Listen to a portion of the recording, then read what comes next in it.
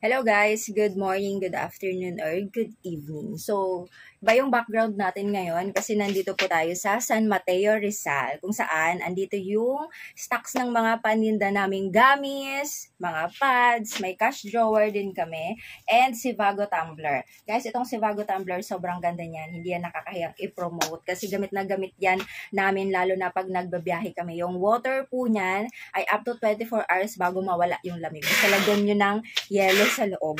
Okay. So, ang vlog natin ngayon ay mag-unboxing tayo ng mga sarili naming paninda. Yes po, sarili naming paninda or ito yung tinatawag na RTS. So, kung mahilig kang mag-online shopping, Lazada, Shopee, or TikTok, naririnig mo yan sa mga seller, yung RTS or return to seller or return to sender. So, meron tayong dalawang RTS ngayon.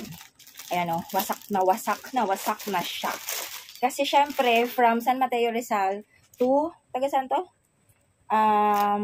Taga Leon, Iloilo. Poblasyon, napakalayo nito. Kung baga, hindi na siya sa city. Kasi, lagpas pa to ng Mandurriao eh. And itong isa ay from, taga ano lang siya? Rodriguez Rizal. Pero nag-message siya na cancel daw. Cancel na lang? Tapos, hindi ko na ma-cancel kasi na-ship out na. Kasi dumating na daw yung iba niyang order. Ay, yung order niya sa iba. Diba? Ang galing mo lang. Dumating na daw yung order niya sa iba. Napaka-unfair naman yun. Shout out sa'yo ha. Taga dito lang siya sa Burgos. Burgos? Ayun o, San Mateo. 5 minutes na sa Burgos ka na. 10 minutes. Taga dito lang siya sa Burgos, San Mateo, Rizal. So, dapat ang shipping fee niya ay minimum lang. Pero, kung may free shipping voucher siya, ay free shipping pa sana, diba? Tapos naka-less pa siya. So, yun, katulad nun, etong isa ay kinancel niya. Ayan, kung sino ka man, napakasakit ng ginawa.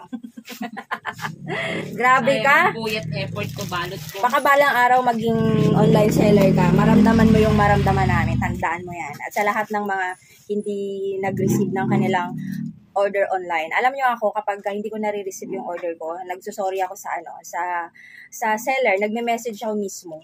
Kasi meron akong hindi natanggap nun eh, dahil nga nung una, di ba, hirap malocate yung address namin. So, nagsorry ako. Kaya gumawa ako ng parang kung paano na malocate yung address ko. Kaya lahat ng Shopee orders ko, Lazada or TikTok, nasa pin location lang yan para pinupuntahan namin. Pero dahil kilala na ako ng ibang mga riders, ay nahatid na nila sa tindahan ni Ivo. So, buksan natin tong taga Burgos lang. Rodriguez Rizal. Pinakancel niya, nag-message siya kasi dumating na yung iba niyang order. Diba? Pwede ba yun? Eh, magkano lang naman to, sana kinuha mo na lang. Kasi, grabe. Yung effort, yung pagod, yung puyat. Tapos ito, hindi to libre guys, yung mga ginamit namin dito. Yan, mabuti na lang malapit ka lang at hindi na namin to binubble wrap. Minsan talaga, doble-doble talaga yung pag-bubble wrap namin. Just to, secure na maayos makarating yung package sa inyo. Tapos, ito pa yata yung dati nung may tauhan pa kami na meron pa kaming pinapasweldo.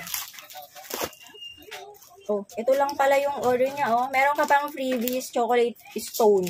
Kasi kahit po may freebies po kami. Ito yung order niya. Ito. Buti na lang hindi nabasag.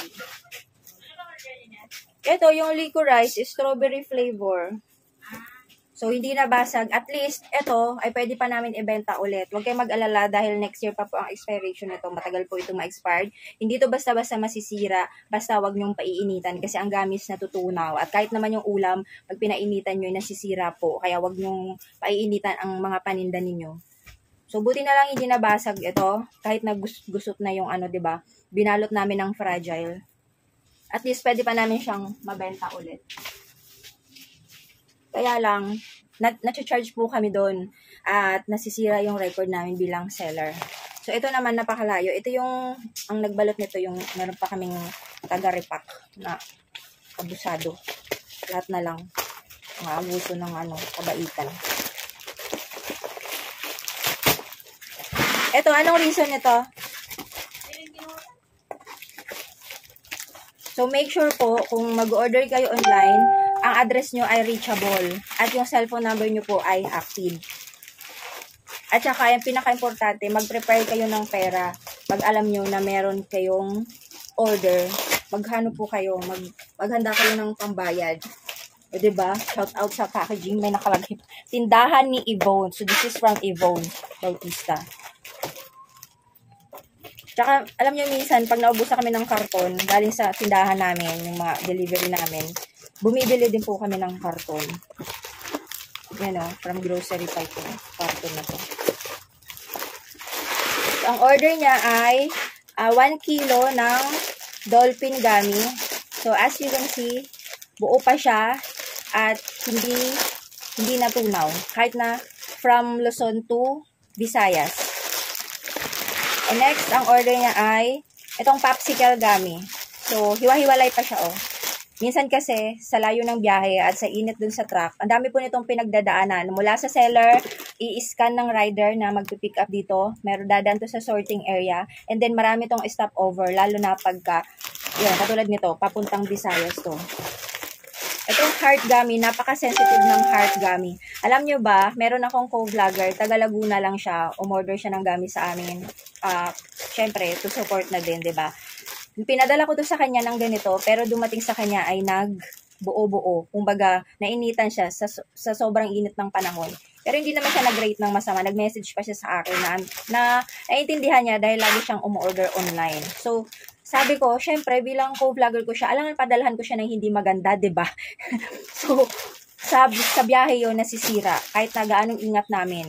So, buti na lang ito, kahit na sa Visayas, buo pa din siya. Ayan o. Hiwa-hiwalay siya. Hindi siya yung, kung nakakita na kayo ng gummy na nainitan, ganun po itsura nun. Hindi mo na siya makakain dahil baka ma-food poison ka. Hindi mo na siya pwedeng ibenta. Siyempre, lugi ka na. Ito naman, cola gummy. Ayan.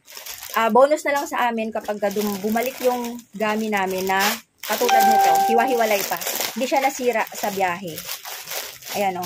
Hiwa-hiwalay. Ibig sabihin, pwede siyang kasi pang piso to eh, or pang 4-5, i-repack mo. Paano mo ngayon to mabebenta kung nagdikit-dikit na siya, diba? And meron siyang freebies, chocolate stone. So, ito yun, magka-batch ito.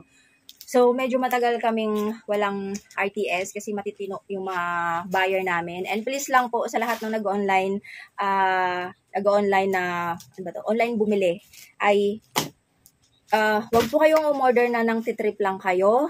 Huwag kayo umorder kung wala kayong nakahandang pera. Kung hindi kayo sure sa bibilin nyo, wag din po kayong umorder. Make sure na sigurado kayo na kailangan nyo yung products. And huwag kayong magtitrip kasi baka balang araw bumalik po sa inyo yan. Hindi po maganda sa seller, sa matinong seller na katulad namin na magkakaroon ng RTS kasi kalugian na po sa amin yun. Again, bonus na sa amin na maayos na nabalik yung plastic, ay yung gamit na to. Pero syempre, mukha na siyang luma o kaya another na naman, waste of time. I-repack namin ulit to para mapalitan tong plastic na to kasi nga naluma na siya. And buti, hindi pa siya nagdikit-dikit sa biyahe. Abala kaya to, lalo na dati, meron kaming binabayaran, 5 pesos per box ang bayad namin, bukod sa bayad namin sa nagre-repack. So, kung sa inyo kaya mangyari yun, 'di ba? Kaiwasan natin na mag-cancel ng order. Pwede nyo i-cancel kung check out nyo pa lang. Hindi pa siya na-prepared ng seller, hindi pa siya na-scan.